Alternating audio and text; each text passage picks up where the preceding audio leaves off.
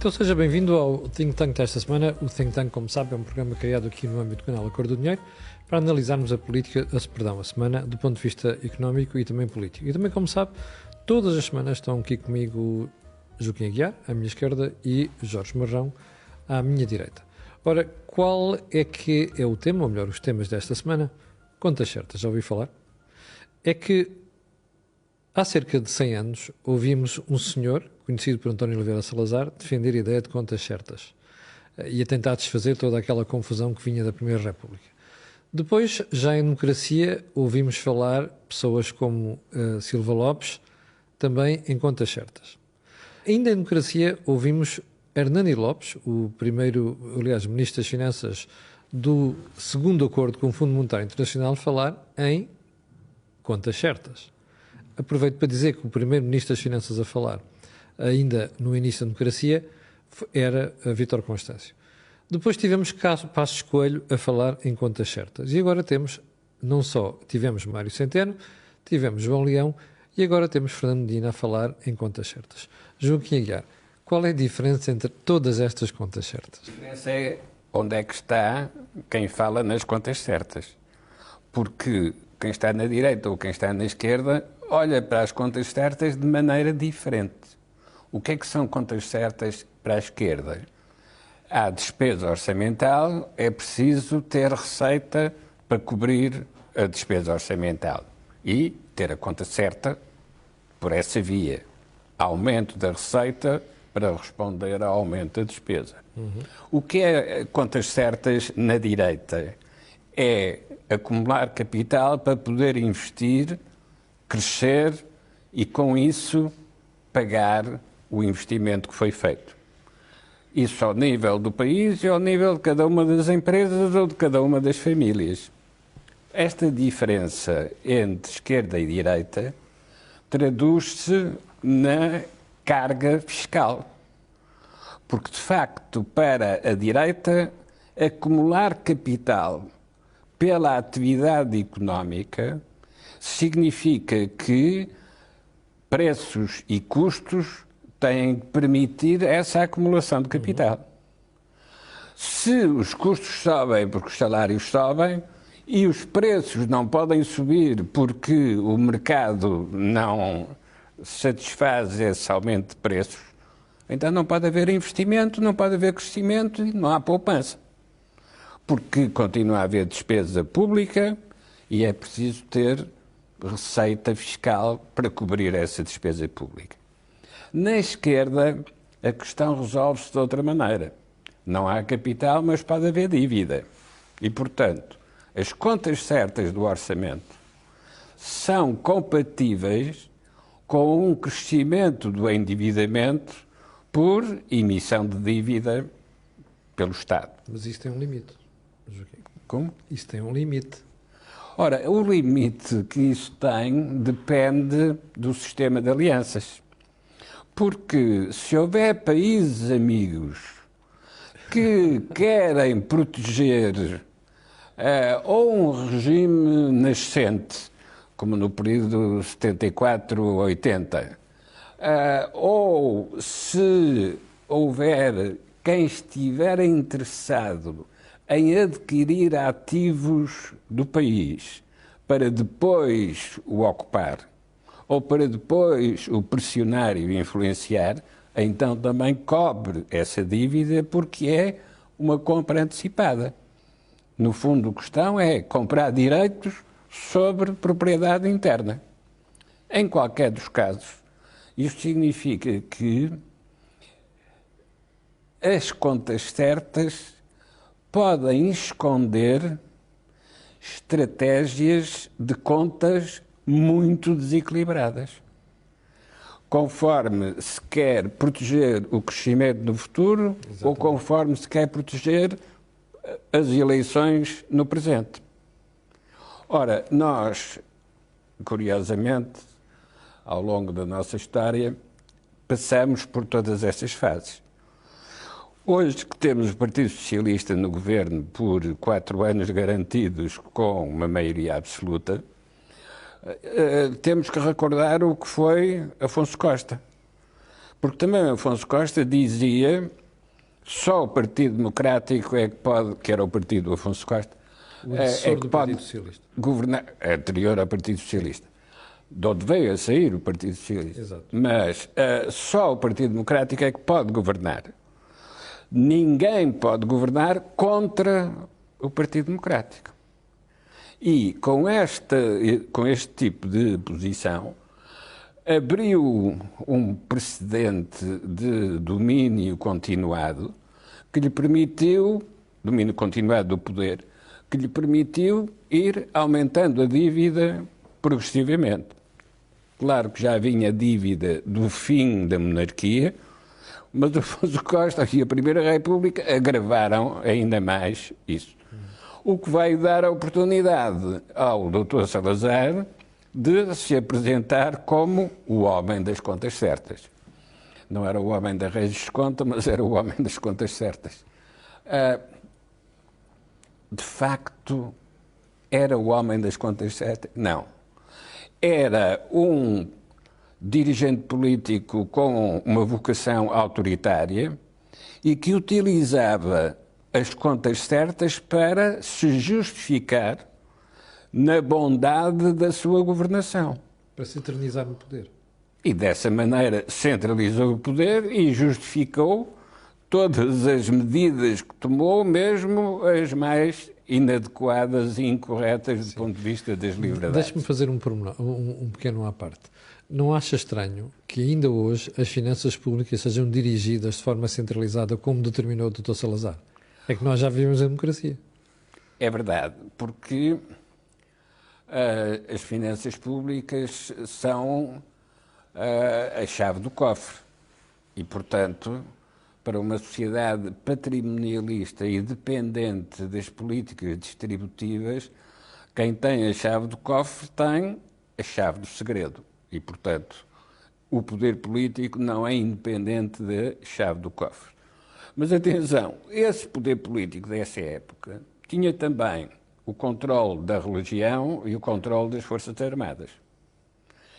E vivia num galinheiro fechado, isto é, vivia num país com fronteiras de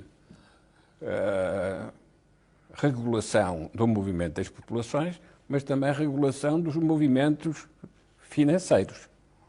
E nesse tipo de estrutura fechada, é evidente que o controle das finanças públicas assegura não só que impõe as contas certas, como serve das contas certas para justificar o poder político.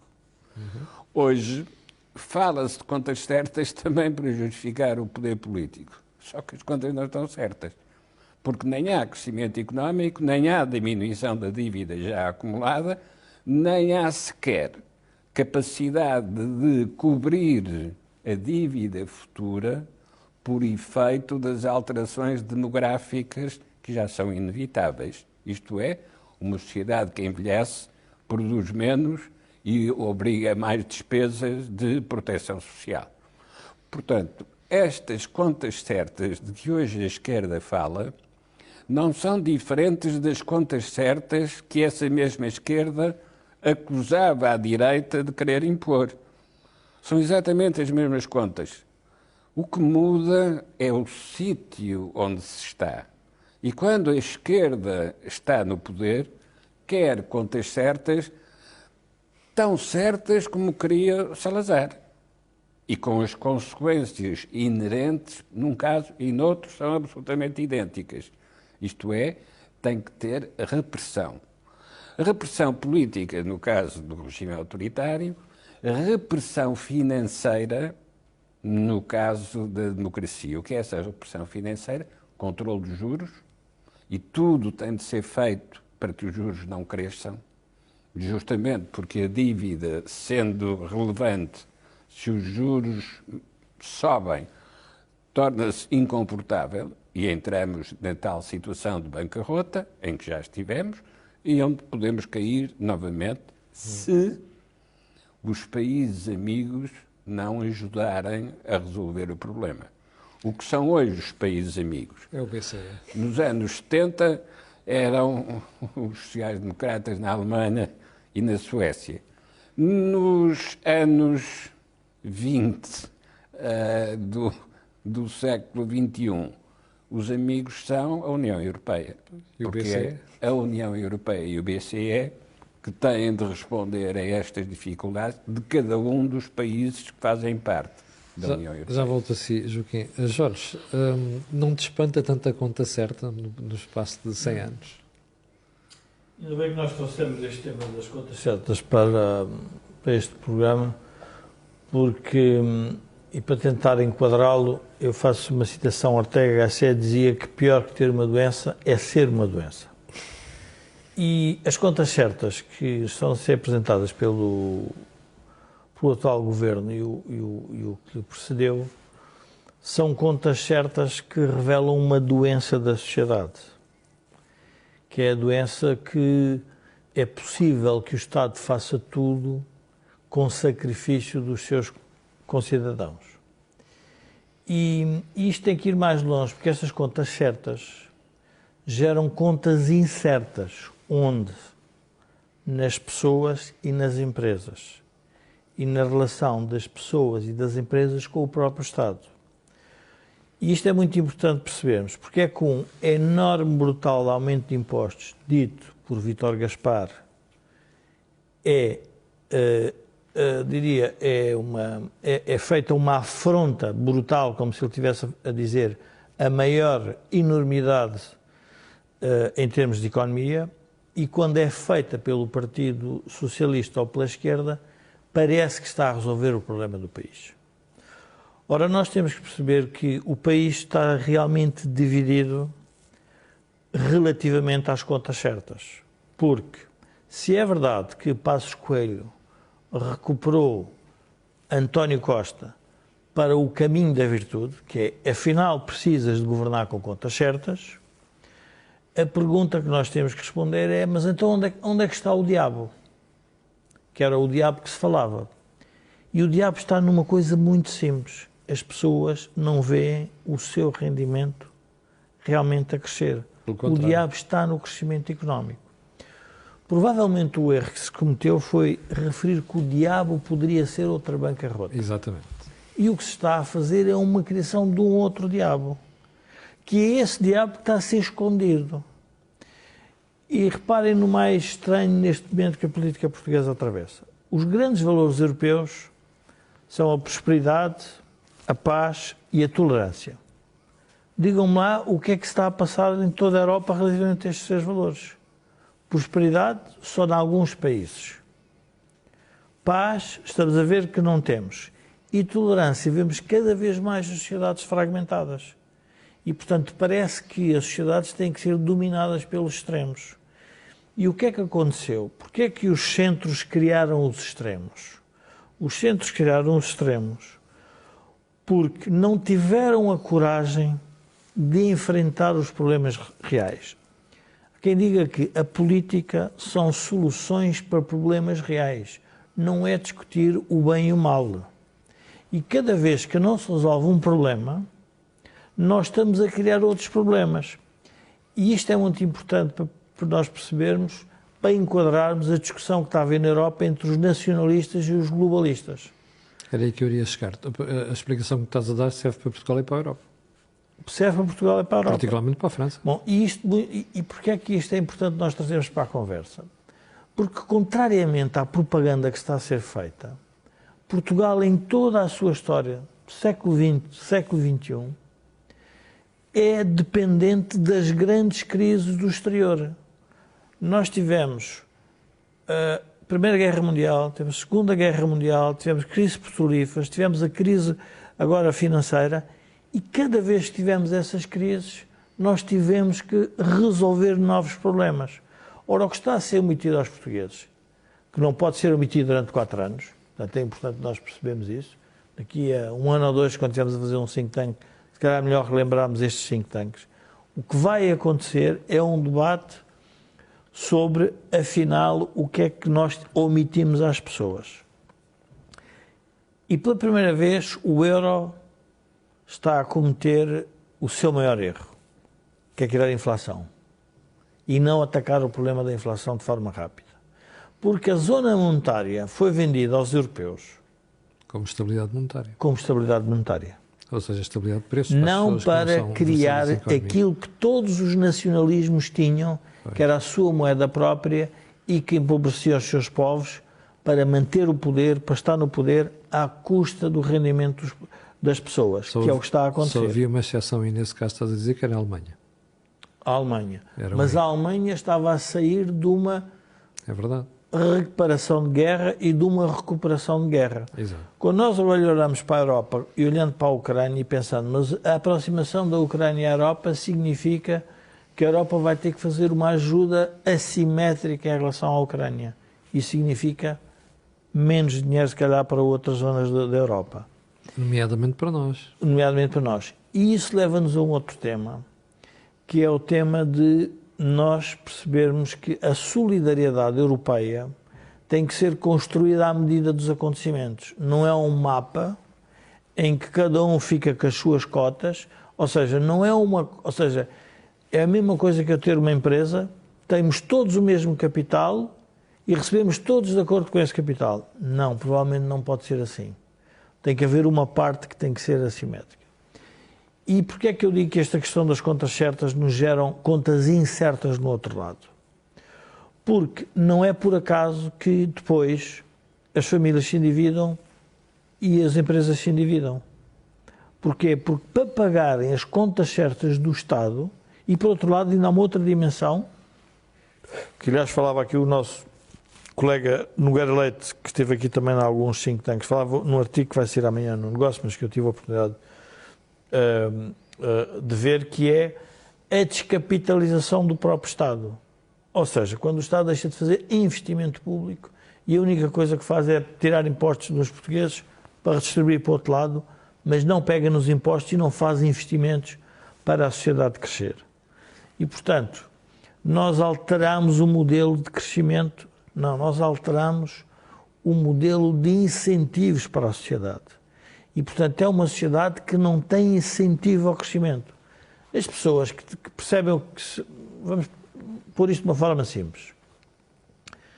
Se o indivíduo nasceu pobre e sem educação, ignorante, o que é que ele tem que fazer para crescer, para ver o seu rendimento crescer? Tem que se educar, isso chama-se investimento, e tem que ir à procura de oportunidades. E muitas vezes tem que aceitar empregos em que ele não está a ganhar muito, mas a longo prazo ele pode vir a ganhar. Isso chama-se investimento. Eu faço um sacrifício pela minha atuação presente para ter ganhos no futuro. Ora, a sociedade portuguesa não está orientada para isso. Está orientada para a questão do consumo. E não é por acaso que, ao mesmo tempo que nós vemos este panorama, que é o Estado quer contas certas, e depois fala em dois temas que são para criar contas incertas: tributação de lucros inesperados e controle de preços. E eu digo, mas afinal, qual é a diferença disto para o regime que nós tínhamos antes da Revolução? Tínhamos o condicionamento industrial, tínhamos as tabelas administrativas, a única coisa que não tínhamos era os controles sobre lucros inesperados, porque a tributação era estável, mas os lucros eram controlados através do condicionamento industrial. Pois. E, portanto, havia uma certa estabilidade para fazer crescer. E isso era importante fazer numa altura em que o país era um país pobre do ponto de vista quer das pessoas, quer do desenvolvimento económico. Não tinha capital. E não tinha capital. E, portanto, como é que se faz capital nas empresas? Nós ouvimos falar da esquerda. A esquerda fala em dívida. Sim, mas já explicaram às pessoas o que é capital numa empresa? Capital numa empresa chama-se lucros. Ora, o lucro é um demónio. A partir do momento em que as pessoas são contra o lucro, então estão favoráveis à noção de dividendo. Mas depois, à noção de dívida. Mas depois, se nós tivermos a noção de dívida, qual é o problema? A empresa fica dependente do quê? Fica dependente das taxas de juros cujo Estado atual e numa zona monetária não tem controle rigorosamente nenhum. A única coisa que tem controle é que se apresentar contas certas, a taxa de juros da República da emissão de dívida pública é baixa e, portanto, também será baixa para os privados, obviamente com o risco do negócio. Portanto, eu acho que o tema das contas certas é muito útil para nós percebermos. Se nós pensarmos como é que se está a dividir a política, nós estamos de acordo neste momento, quase todos estamos de acordo, que as contas certas é como se estivéssemos a dizer que estamos favoráveis todos à democracia, estamos todos favoráveis às contas certas. O que é que nos divide? É o que é que fazemos com a democracia e o que é que fazemos com as contas certas. Num caso, há umas contas certas que dão liberdade ao indivíduo às empresas, no outro caso, dão intervencionismo estatal. Uma democracia representativa em que tem as instituições dominadas pelo partido do poder é uma democracia doente, porque é uma democracia que nós percebemos que não tem liberdade, não há liberdade institucional. Porquê? E estamos a assistir a estas portas giratórias que estão a existir neste momento entre ministros que passam para reguladores, ministros que passam para universidades, ministros que vão para não sei para onde, ministros que vão fazer uma função para depois... Quer dizer, estamos a entrar numa democracia que é uma democracia, eu diria, que tem o regular funcionamento das instituições. Só há uma instituição que tem funcionado regularmente, que é as eleições para a Assembleia da República e para as autarquias e para a Presidência da República. Depois, tudo o que está para além disso, nós sentimos que há um problema para resolver. Ora, esta ideia de dimensão do Estado, em que captura muito rendimento dos portugueses, para depois redistribuir, e redistribui quer a empresas, quer a instituições, quer a pessoas, o que é que faz? Faz criar um círculo vicioso que nós temos falado muito aqui no programa, no Think Tank. A sociedade portuguesa está, neste momento, enredada num círculo vicioso. O Joaquim chamou num programa que era a rotunda sem saída. Andamos à volta da rotunda e a pergunta é, todos reclamamos uns com os outros e ninguém encontra uma saída para o crescimento económico. É que o problema não é essa, é que a rotunda em si é que não devia existir. O grande drama é que nós criamos uma rotunda que é o debate na sociedade portuguesa, está numa rotunda que é mais Estado ou menos Estado. E não é esse o debate. O debate é qual é o modelo de incentivos que a política quer introduzir na sociedade para que a sociedade se liberte. É entendido pela esquerda que isso que nós estamos a dizer é não haver Estado. E isto é muito perigoso. Porquê, Camilo? Porque o que nós estamos a assistir é a um crescimento da intolerância. Bem visível e a vários níveis. A vários níveis. E a intolerância, o Popper dizia que se nós, tolerantes, não tivermos na disposição de defender a tolerância, o que nós vamos acabar por ter é a intolerância e acabamos com os tolerantes. Exatamente. Portanto, e porquê isto é importante, a tolerância? Porque eu não posso discutir a política na base do extremo. Ou é uma coisa ou é outra. Não é nada disso. A política é a resolução de problemas reais para problemas do dia-a-dia e concretos. Mas para isso vamos encontrar soluções que resolvam esses temas. Deixa-me voltar ao Joaquim.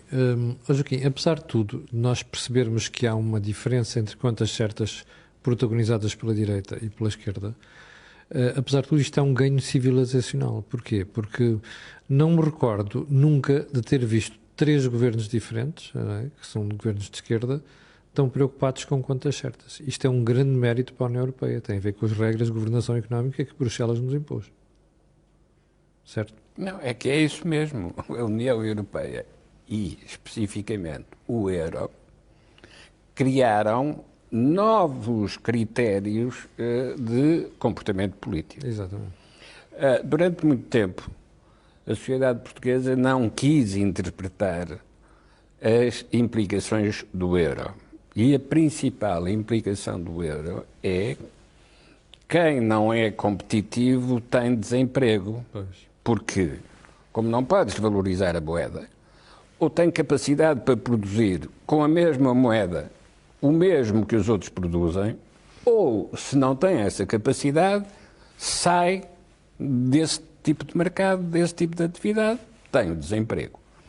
Ora, os portugueses, ou melhor, os governantes em Portugal, mesmo quando António Guterres dizia que o euro era o altar em que se ia construir a União Europeia, não quiseram interpretar estas consequências. E então o que fizeram foi encontrar compensações para essas consequências, porque essas eram inevitáveis, mas as compensações traduziram-se depois em crescimento da dívida e diminuição das taxas de crescimento. Sim.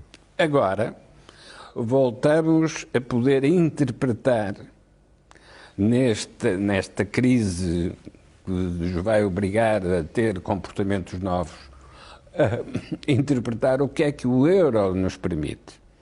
E, de facto, o euro permite dividir os investimentos na Europa em função das especializações mais competitivas de cada zona da Europa.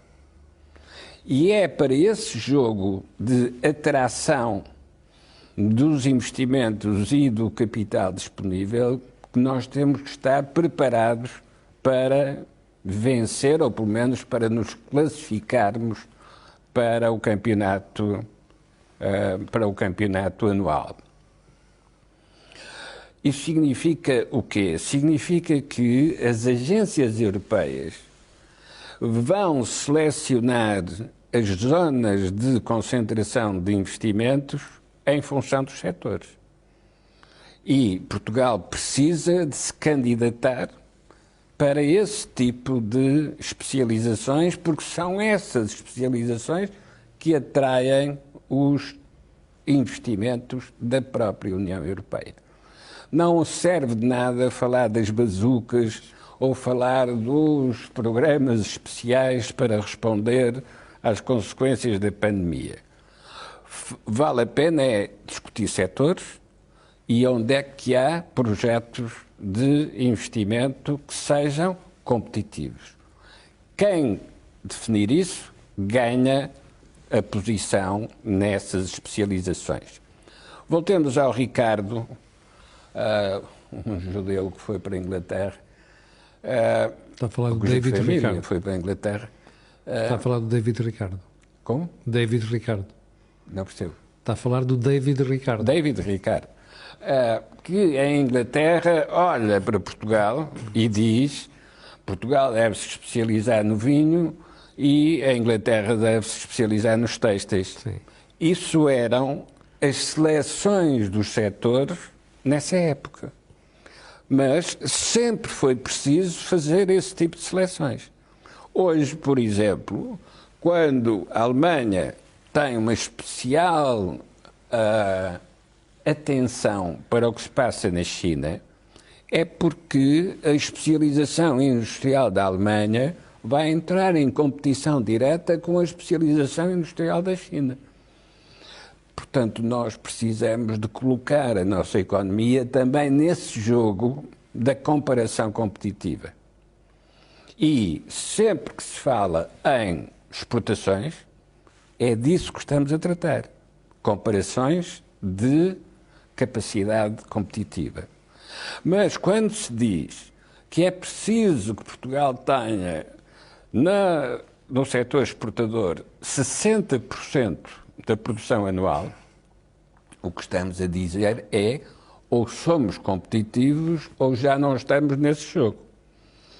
Porque passar para 60% quem está nos 46, 47, obriga de facto a um grande investimento na competitividade. Joaquim, mas aqui ainda estamos dentro do jogo ou já estamos fora do jogo? Eu vou dar aqui 2 números.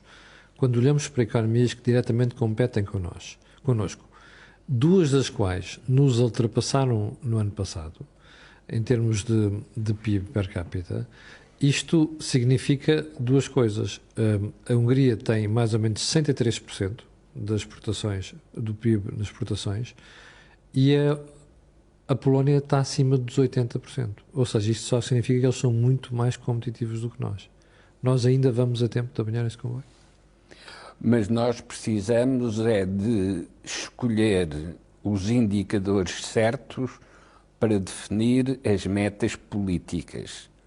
Se nós ouvirmos os nossos candidatos a governantes quando há eleições, todos dizem que nós crescemos mais do que a média da União Europeia. Ora, estão a falsear o indicador. Porque a média é muito ponderada pelos países grandes que crescem pouco. E que crescem pouco, justamente porque são grandes. Sim. O problema é nos pequenos Os da nossa turma. e que têm que ser muito mais atrativos Sim. do que aqueles que já são grandes. Porque os que já são grandes têm vantagens competitivas acumuladas. E, portanto, é essa maneira de falsificar o indicador que devia ser motivador e que nós substituímos por um indicador que não precisa de fazer nada porque já está tudo bem. Não está tudo bem. Por outro lado, é preciso também percebermos que não são as crises e as emergências que justificam a despesa. Crises e emergências podem obrigar a aumentar a despesa, mas o que devem obrigar é a prever e a cautelar as crises e as emergências.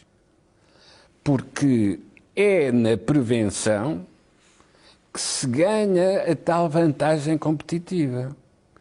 Porque aqueles países que estão sempre a precisar de ajuda porque não resolvem os seus problemas estruturais acabam por ser esquecidos e abandonados.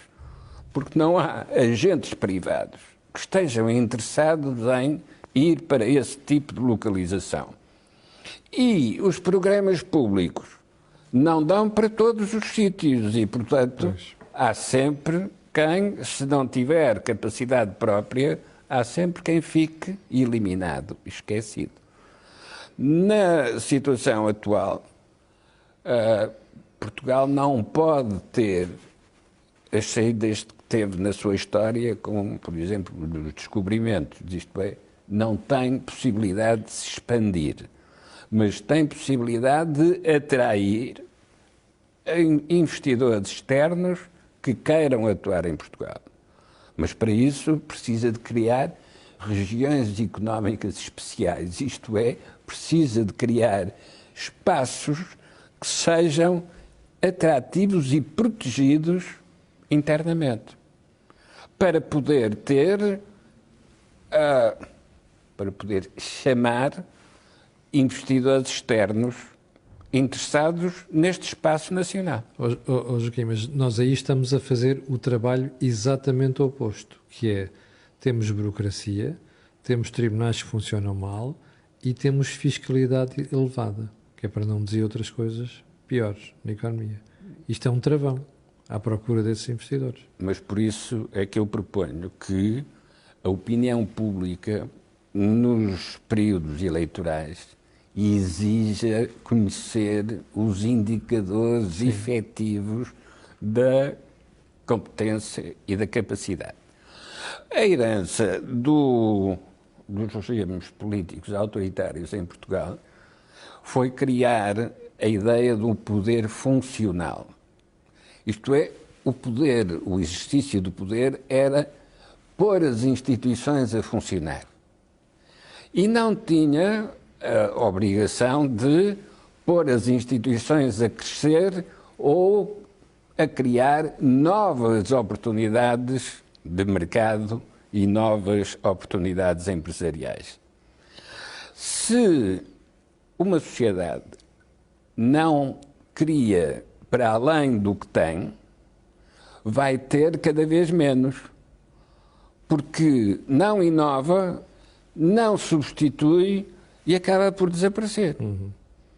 É o que está a acontecer com o investimento público em Portugal. Exatamente.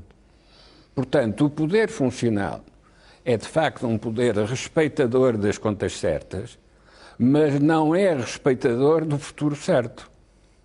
Deixa-me voltar aqui ao Jorge. Jorge, há bocado dizias que um dos problemas que nós temos na classe política é não entenderem como é que se muda as sociedades.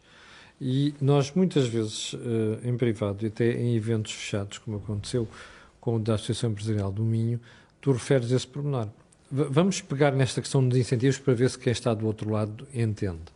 Quando tu dizes as sociedades só se mudam com incentivos, por exemplo, neste caso concreto português, quais eram os incentivos certos para levar a sociedade a pensar e mudar? Eu vou buscar 3 exemplos, dois deles, não sei se seriam muito curiosos trazer aqui para o programa: o futebol, a banca e o que fez à altura o Passos Coelho. Vou buscar o Passos Coelho, que é mais simples. Quando é feita uma repressão muito violenta do consumo, em que os empresários perceberam que não ganhavam dinheiro A vender cá? a vender em Portugal, voltaram-se para a exportação. Esse é o modelo de incentivos.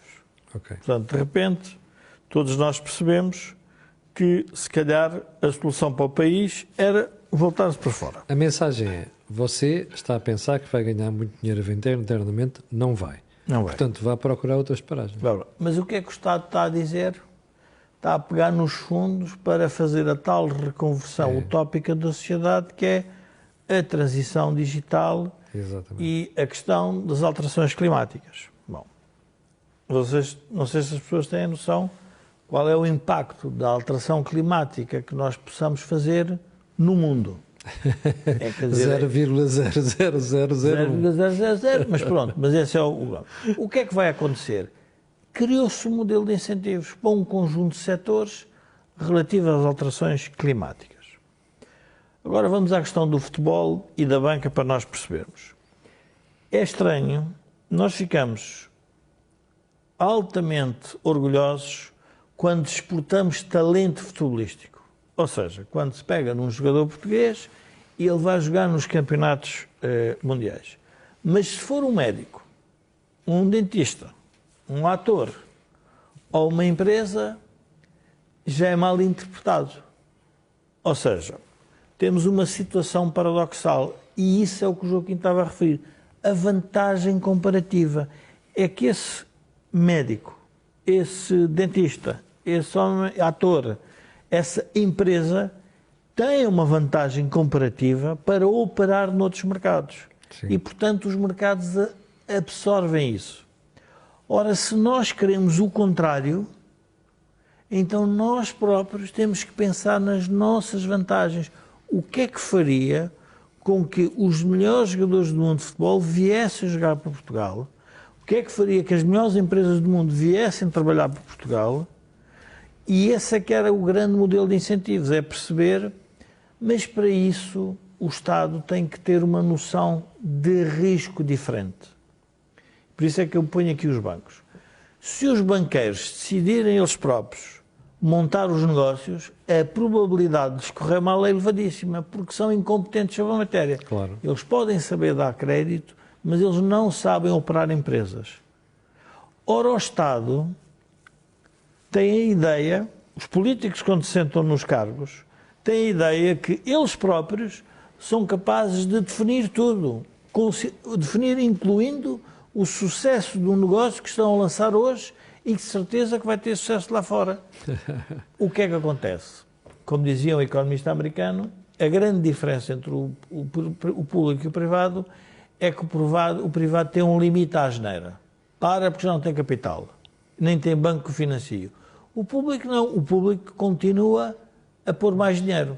Veja-se o caso da TAP.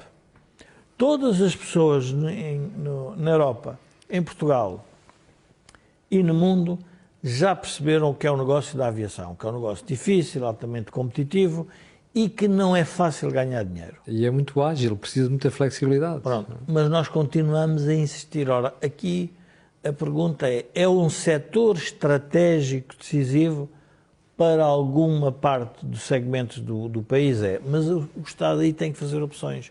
Onde é que quer gastar dinheiro? Onde é que quer investir? E, portanto, tem que começar a dar sinais, mas os sinais, todos eles, têm que ter noção que têm risco. Ou seja, o que é que eu quero dizer com isto? Não é possível desenhar a régua e esquadro um sucesso empresarial num gabinete ministerial. Isso não existe. Mesmo na altura do condicionamento industrial, em que havia grandes ajudas e grandes, eu diria que havia a ideia que se tinha que proteger a indústria nascente, que fazia sentido. Para ganhar capital? para ganhar capital. Muitas das vezes apareciam dificuldades no caminho e que depois tinham que ser ultrapassadas pelos próprios empresários e pelo próprio Estado. Ora, nós temos uma classe política que é uma classe política que, em vez de ter estudado economia, estudou ciências sociais e sociologia. O que pensa é assim... Muito marcada pelo pensamento dos anos 70. Não, marcada é utópica, é uma classe política dirigista, intervencionista, planificadora e que tem a ideia que, pelo facto de estar sentada num gabinete ministerial, consegue dirigir um país. Ora, a única coisa que o Estado consegue fazer é dirigir um modelo de incentivos. Para onde é que as pessoas são incentivadas? Ora, a pergunta, e aí vem o teu tema, é: as empresas são incentivadas a ter lucros, a poupar? É importante que as pessoas percebam. Poupança em empresas chama-se lucro. Poupança numa pessoa individual chama-se dinheiro no banco. Não se gastou. Na empresa formou-se um lucro para quê? Para se voltar a investir. Mas é para os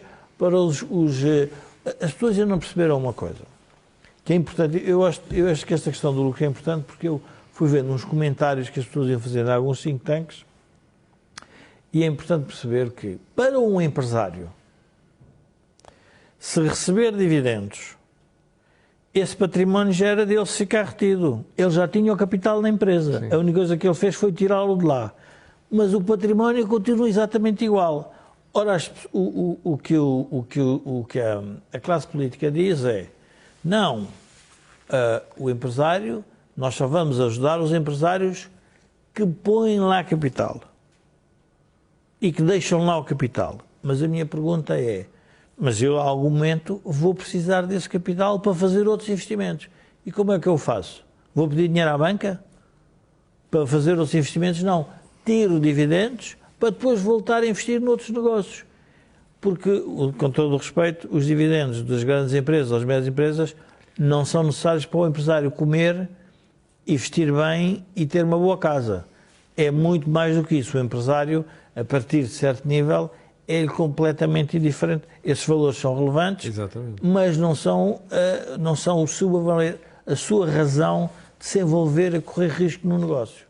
E, portanto, nós temos que ter um modelo de incentivos em que, e aqui também se aplica à classe política, e aí às pessoas, a classe política também, vamos ver, os eleitores e a classe política também têm que ser ajudados para nós darmos algum prestígio. Por uma razão simples. Porque queiramos, quer não, é a classe política que nós damos a responsabilidade de ajudar a resolver os nossos problemas. E, portanto, nós não podemos estar permanentemente a desprestigiar a classe política.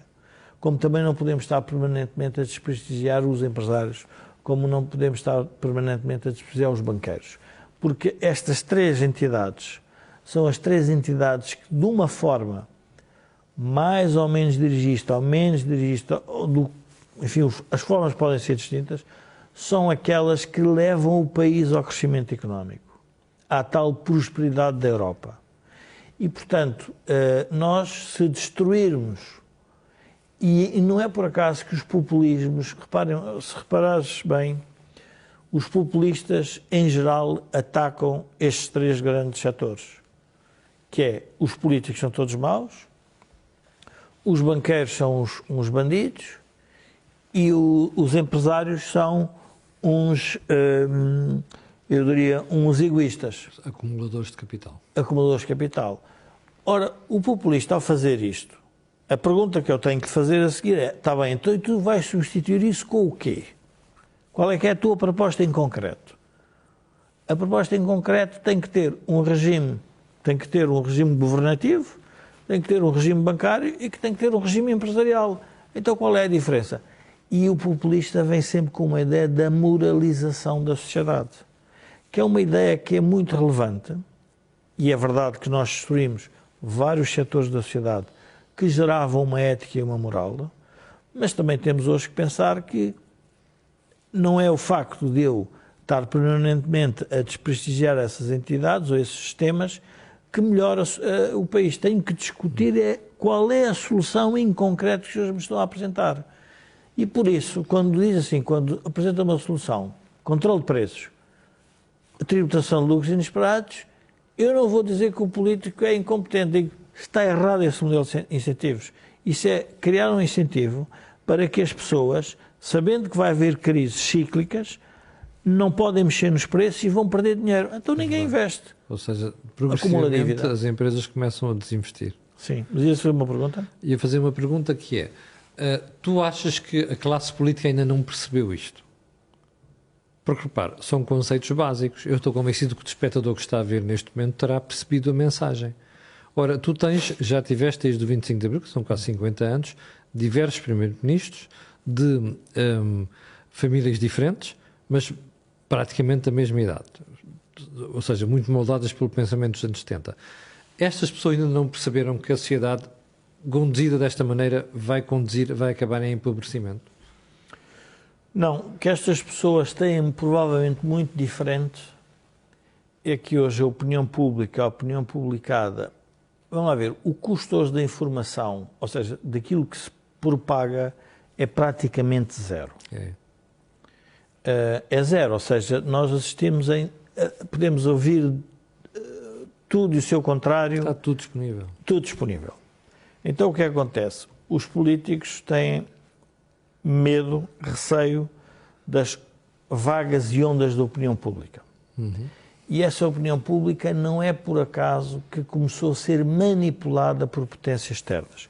Quando nós dizemos a Rússia interviu nos Estados Unidos e quer intervir na Europa, o que está a fazer é manipular uma opinião pública para destruir aquela instituição, a forma, o modo de vida dos europeus.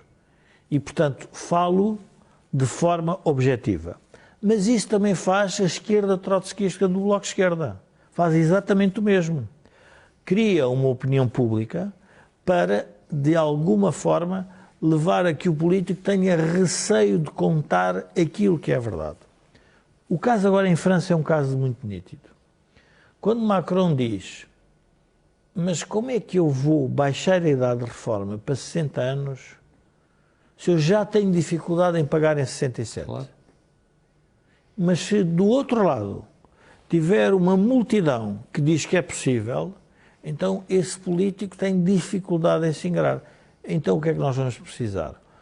Ou fazemos ou seguimos a proposta da doutora Ferreira Leite, que era durante 6 meses suspendíamos a democracia, ou então temos que criar políticos que tenham o poder da persuasão e de querer conquistar o povo e de alguma forma explicar políticas que, por mais que negativas que elas possam ser a curto prazo, a longo prazo têm que ter sucesso. Agora, isto é preciso, eu diria, profissionalismo político. Isto é preciso doutrina política. Isto é preciso caráter. Isto é preciso coragem. Ora, a verdade é que a forma como as democracias têm funcionado nos últimos tempos tem gerado uma classe política que não revela nada disto. Tem medo, é uma classe política medrosa, é uma classe política, eu diria,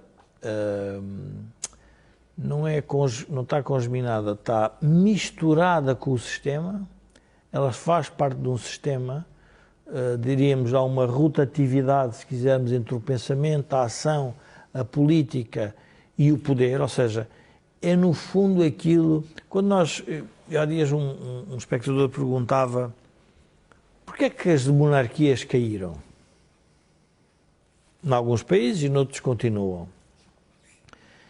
E a ideia das monarquias esteve sempre associada a uma ideia do poder absoluto e de uma corte.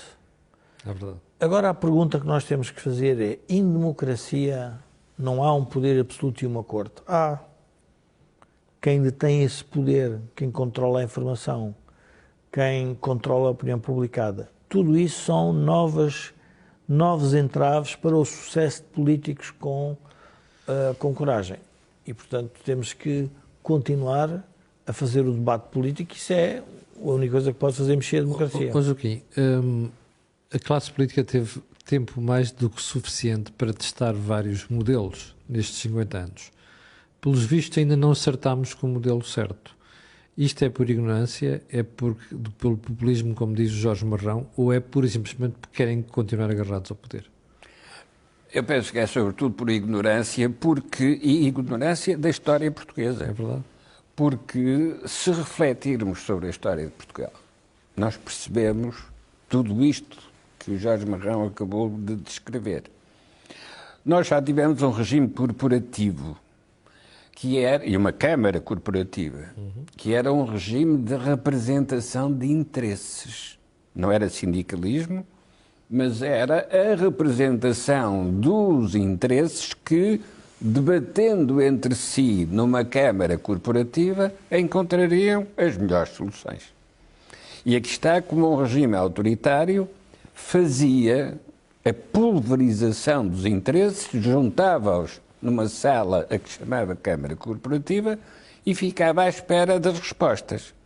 Se não houvesse respostas, não tinha importância nenhuma, porque o poder existia e a decisão seria tomada. Ora, este tipo de tradição, que é uma tradição na história portuguesa, já a reunião das cortes era isso, eram os interesses, levaram a um formato ligeiramente mais sofisticado que se pode chamar as redes de interesses e proteção. Porque não é só proteger os interesses, é também proteger os agentes que protegem esses interesses.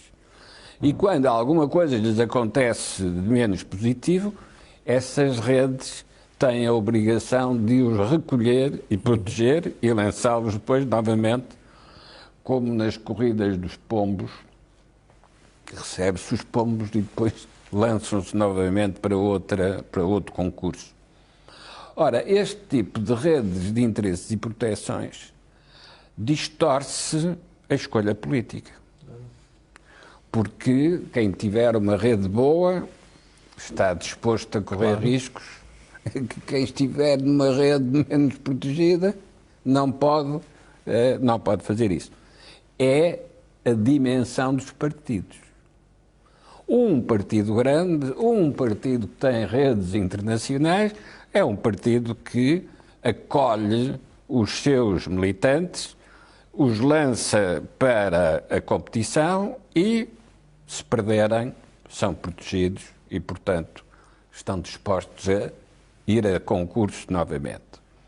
Ora, este tipo de seleção do pessoal político não é o mais eficiente. E por isso é que houve em Portugal uma altura em que o poder funcional era o mais importante. Salazar dizia, quando lhe falavam num jovem prometedor, Salazar dizia: passem-no na televisão para eu ver. E, portanto, era a maneira de selecionar é passem-no na televisão. E percebemos, olhando para a classe política portuguesa. Não só a portuguesa, olhamos para a europeia, é exatamente a mesma coisa. É este tipo de outro processo de seleção que obriga a que os eleitores façam os seus juízos em função dos resultados e não em função das promessas. E em função dos resultados, nós temos sempre que reconhecer que o indicador comparativo com as outras sociedades que operam no mesmo quadro de regras em que a nossa opera é o indicador fundamental. Mas olhamos para Portugal e verificamos que o partido que tem hoje a maioria absoluta é o mesmo partido que desde 2015 tem orientado a política portuguesa e não teve crescimento económico. Sim. Não teve crescimento económico, mas tem maioria absoluta. Mas continua a passar entre os pingos da chuva. E, portanto, isto pode conter o azar dos tábulas. Isto é, o azar dos tábulas foi o Marquês de Pombal. Pode acontecer que tudo esteja a correr bem e, de repente, que neste caso é a Ucrânia, há uma surpresa e verifica-se que, afinal, o rei vai nu. O que é que pode ser essa surpresa? É que podemos ter uma crise que não é suscetível de resolução pelos meios próprios e que a necessidade de recorrer a entidades externas, designadamente na União Europeia, obriga a um outro tipo de disciplina que já não permite ter as redes de interesses e proteções e os corporativismos. Joaquim, deixe-me só, para ajudá-lo no raciocínio, na lógica de, para as pessoas não irem atrás de uma conversa que se está a montar na sociedade portuguesa, que é a capacidade que a sociedade, per si, tem de se regenerar. Se nós juntarmos inflação, pandemia, políticas de defesa, políticas de imigração e taxas de juros, não controlamos nada disto. É verdade. E é tudo isto que vai influenciar a sociedade portuguesa. Isto para responder à ideia de como é que é possível haver uma maioria absoluta, sem crescimento económico, e termos um discurso em que se vem dizer nada do que está a passar na Europa e em Portugal, que era exatamente o discurso de 2008 que depois deu 2011. O Joaquim tem razão. Nós podemos ser, o Partido Socialista pode ser surpreendido pelos próprios acontecimentos. Obviamente já está a construir uma narrativa. Só que desta vez, e é isso que se calhar onde nós estamos a ir mais de longe, é que provavelmente pode haver mesmo um azar dos tábuas que o Joaquim referia. Pode não ter solução e tem que ser substituído o próprio sistema na forma como ele está a funcionar. Bom, E a melhor ilustração do que pode ser o azar dos tábuas é o que está a acontecer ao mandato do presidente Marcelo Rebelo de Sousa. É que, de facto, está confrontado com o azar do Marcelo. Joaquim, eu não queria terminar o programa de hoje sem tentarmos perceber que mudanças é que estão em curso na estrutura da NATO.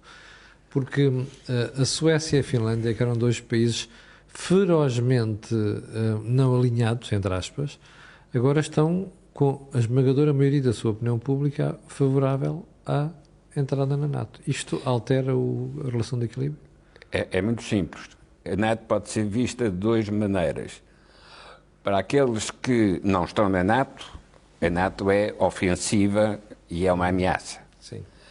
Para os que estão sujeitos à ameaça, então a NATO é um refúgio e uma defesa. A Suécia e a Finlândia sempre tiveram posição neutral, justamente porque não era preciso abrigarem-se de uma ameaça. Até que o Sr. Putin resolveu mostrar o que era a natureza do poder russo. O que mostra, para além da personalidade do Putin, mostra também o que era a natureza do poder soviético. Porque, de facto, com a cobertura da solidariedade internacionalista, o que havia e houve sempre na União Soviética foi um projeto imperial. Agora, quando passa para a Rússia e a Federação Russa, comandada pelo Sr. Putin, o que vem à superfície é o imperialismo, o nacionalismo imperialista, e isso ameaça quem antes podia ser neutral. Sim. E, portanto, Daí a mudança da opinião pública. a Suécia e a Finlândia não são atraídas para a NATO. Refugiam-se na NATO, o que é questão diferente.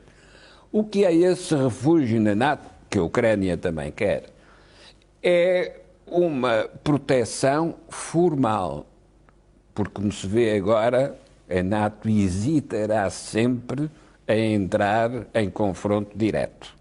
Mas tem, pelo menos, um manto de proteção. Pode ser um manto de fantasia, mas é um manto formal de proteção, que é a NATO protege cada um dos seus membros que seja atacado. Artigo 5. É o artigo 5º. E isso é uma defesa para quem se sente ameaçado. Se quisermos, é uma gabardine em tempos de chuva. Pode não chover. Bom, mas ela está ter lá. a gabardine. Jorge, a tua opinião também nesta matéria, antes de fecharmos o programa de hoje, já vamos com uma hora de programa. Rapidamente. Primeiro, uma política de neutralidade Costuma-se dizer que há uma forma de ter política externa e de não a ter. Ou seja, se é de neutralidade, não há política externa. Quando dois países que durante a sua história decidiram ter uma política de neutralidade e agora precisam de se juntar a alguém, significa que incorporaram no seu pensamento que realmente pode haver uma ameaça e que eles ficam desprotegidos. No fundo, o que sempre o Concerto das Nações foi procura de aliados para defesa contra quem? E é importante este tema por uma razão simples, porque quando a esquerda, durante décadas, andou a falar do imperialismo americano, e não há nenhum império que não queira impor uma ordem e um modo de vida. A pergunta é qual é a oferta alternativa. E esse é que é o drama. Porque a oferta alternativa ao Pacto Atlântico, nós não sabemos qual é. É da China ou do Sr. Putin? E, portanto, o confronto destas três realidades, se quisermos, Europa, Estados Unidos, de um lado, China e Rússia do outro, o que nós estamos a debater é qual é a nova ordem no mundo e como é que isto tudo se vai articular. Ora, quando países que estavam na zona de esfera de influência histórica com a Rússia decidem que querem ir para o outro lado, eles estão realmente a criar uma nova ordem. Ou seja, começa a haver uma opção das populações sobre a nova ordem. E isso é muito mais dramático do que o poderio militar. Porque o poderio militar na Rússia, como nós estamos a assistir, que era, enfim, nós quando começou a guerra na Ucrânia, todos os comentadores falavam na desproporção e os jornalistas, principalmente da CNN, estavam basicamente ansiosos para anunciar a rendição. Era a única coisa que os preocupava. E saiu o contrário. E isso é um problema. A mudança das opiniões públicas para a política em geral, mas e para a política militar, é fundamental. E, portanto, com essa mudança significa que o Sr. Putin vai ter que rever toda a sua estratégia em relação à nova ordem que ele, de alguma forma, queria criar. Bom, já levamos com mais de uma hora de programa e ainda tínhamos um tema que ainda não vamos abordar esta semana, que é as eleições francesas. Aliás, foi tema que nós tratámos na semana passada e como não há eleições esta semana, só no fim de semana, nós voltaremos a este tema na próxima terça-feira. E já percebeu que terça-feira vai ser o dia em que voltamos aqui, eu, o Joaquim Aguiar e o Jorge Marrão, a quem eu quero agradecer pela análise de hoje, como sempre, uma análise excelente. Para si que está desse lado, eu quero pedir aquilo que peço sempre, que é colocar um gosto, fazer partilha nas redes sociais. Já sabe porquê. Aquilo que houve aqui não houve em mais sítio nenhum. Eu voltarei amanhã de manhã, às 8 da manhã, como sempre, e nós voltaremos a estar consigo na próxima terça-feira, às 18 horas. Muito obrigado, tenham uma boa semana.